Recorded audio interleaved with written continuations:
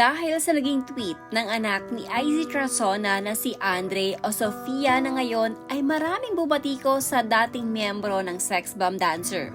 Ayon kasi sa post ni Sofia, hindi na umano sila nagkikita ng kanyang ina at natatakot din umano siya sa magiging reaksyon ni Izzy dahil isa na siyang trans woman. Sa lahat ng nagme-message sa akin, no, di na po kami nagkikita ni Mama. I am also scared na pag nakita niya na ako ngayon as a trans woman, iba yung reaksyon na ma-receive ko. And ayoko na bumalik sa dark place nung lumabas yung issue. I just want validation and acceptance. Wala nang iba.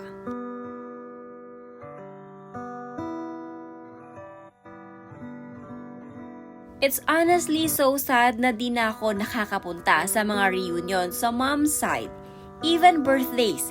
Kasi whenever pumupunta ako, lagi lang akong pinag-uusapan and pinagkakaisahan.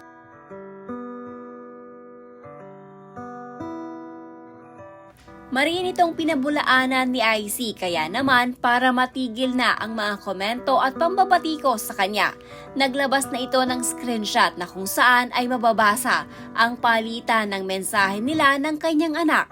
Katulad na naging pahayag niya sa entertainment site na pep.ph ay ganito din ang mababasa sa screenshot na isinapubliko ni Izzy sa kanyang social media. Ayon kay Izzy, ayaw na sana umano niyang isa publiko pa ang palitan nila ng mensahe ng kanyang anak. Ngunit dahil sa marami siyang natatanggap na hindi magagandang komento mula sa publiko, kahit wala naman daw alam sa totoong nangyayari sa palitan nila ng kanyang anak na si Sofia, minabuti na lamang daw niya itong i-post. Lagi na lang daw kasing nakakatanggap ng pambabatiko si Izzy kaugnay sa anak niyang si Sofia. Ayoko na sana i-public ito, pero ang dami na namang lumalabas at nagko-comment even if they don't know the truth behind. Palaging ganun, dapat po wag ganon. Pero pipilitin ko pa din intindihin ang mga people. Here is the last convo of my son and I. God bless po.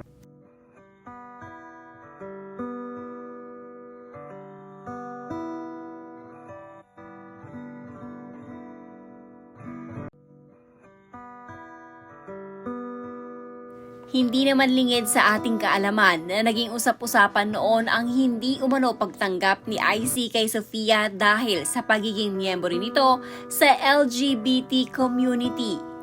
Hello Miss Izzy, hindi po natin kayang kontrolin ang mga sasabihin ng ibang tao. Hayaan mo na lang po sila. Pagkos ipagdasal na lang po natin, basta alam mo po kung ano yung nasa loob ng puso mo.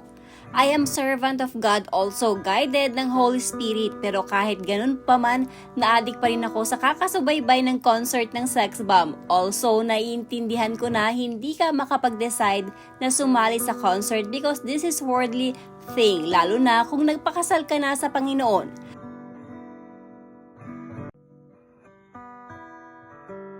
I admire how your love can be compared to God's love for us. You love the person, but you don't tolerate the sinful actions.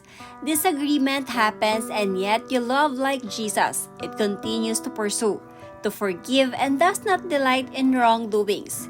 Your love is patient and kind in a world where parents just tolerate.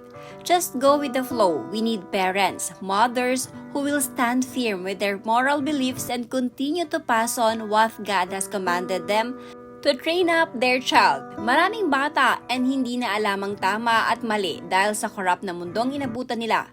Praise God po sa buhay mo.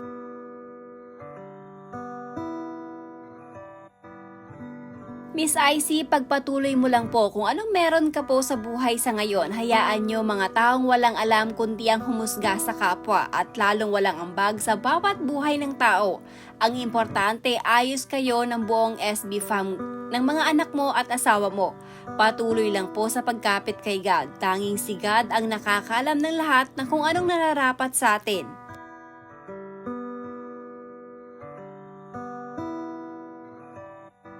They only believe what they want to believe. Gusto kasi nila porket sikat kang tao, makita din nila sa'yo yung katulad sa iba na sobrang loud and proud. I understand your part na di mo man gusto, but you still need to accept kasi yun ang nagpapasaya sa anak mo. Besides, may mga kapatid din yung anak mo na need mo din i-protect ang reputation. Hirap sa mga tao pag di nag-fit sa perspective nila yung decisions mo, wala ka na agad kwentang magulang. Di ba pwedeng it's a mutual understanding between you and your eldest as long as okay kayo ng anak mo? At ang buong pamilya mo, you don't owe us an explanation. Maintindihan ka namin. Kaming malawak ang pag-iisip.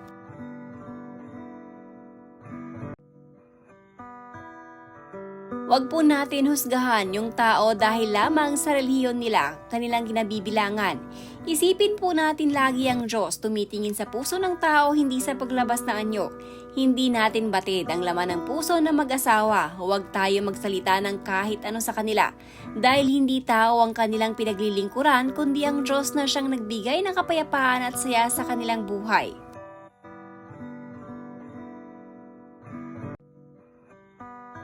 Huwag na natin sila pangunahan, it's her own mother and son decision. Kung tutuusin nga, dapat di na tayo nang ialam. Kasi wala naman tayo nung nabuo sila. We only support and we're not here to judge them. Ask yourself first kung wala bang mali sa'yo bago ka manghusga ng tao.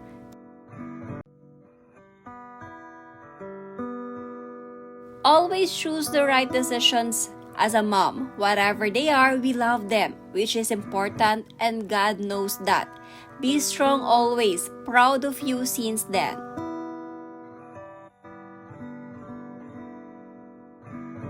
For me, hindi matutumbasan ang religion, ang pagmamahal ng isang ina sa kanyang anak.